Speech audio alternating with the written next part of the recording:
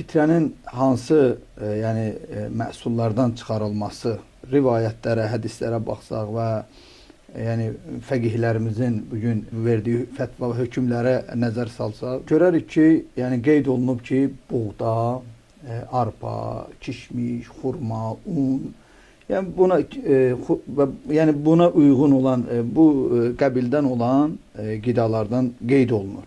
Amma adam başına nə qədər? Adam başına deməli 3 kilo buğda, ya kişmiş, ya xurma, ya un.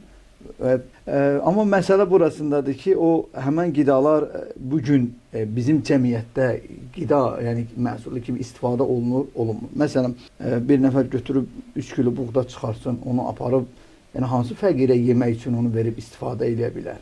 Əvvəllərdə nə bilim müəyyən əl dəyirmanları vardı. İnsanlar bir cür istifadə edir, ondan qidalanırdılar. Amma bugün artıq belə deyək, zaman o zaman deyil, dövr o dövr deyil. Müasir, yəni fəqihlərimiz də deyirlər ki, hər yerdə yəni qida məhsulu kimi istifadə olunan məhsullardan ən çox istifadə olunan onlardan çıxarılsın. İndi qoy bunu da deyim, bəzən ola bilər bir insanın 3 kilo buğda çıxarmaq qüdrəti və gücü olar, qoy çıxartsın, biz demirik.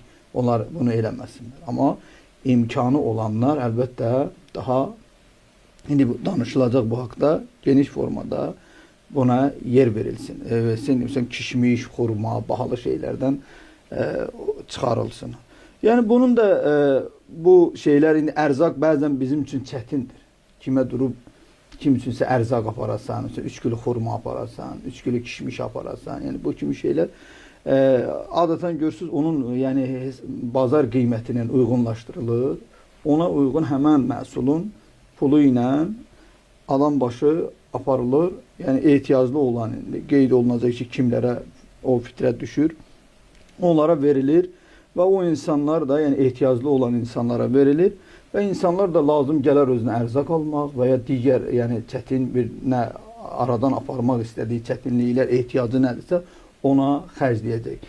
O da adətən belə deyək, ən orta hesabla deyək, ən azı 5-6 manat olmalıdır. Yəni bugün yenə də mən bunu təkrar qeyd edirəm. Bəzən dinləyicilər bunu eşidərlər, dinləyərlər, deyərlər ki, bizim 3 kilo buğdaya gücümüz çatır. Məsələn, 3 manata gücümüz çatır adam başına. Biz demirik ki, o 3 manat çıxartmasın.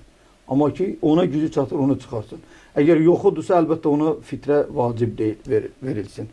Söhbət, yəni imkanı olan insanlardan mən deyərdim, daha çox təkid eləsinlər ki, yəni böyük qiyməti çox olan məhsullardan istifadə eləsinlər.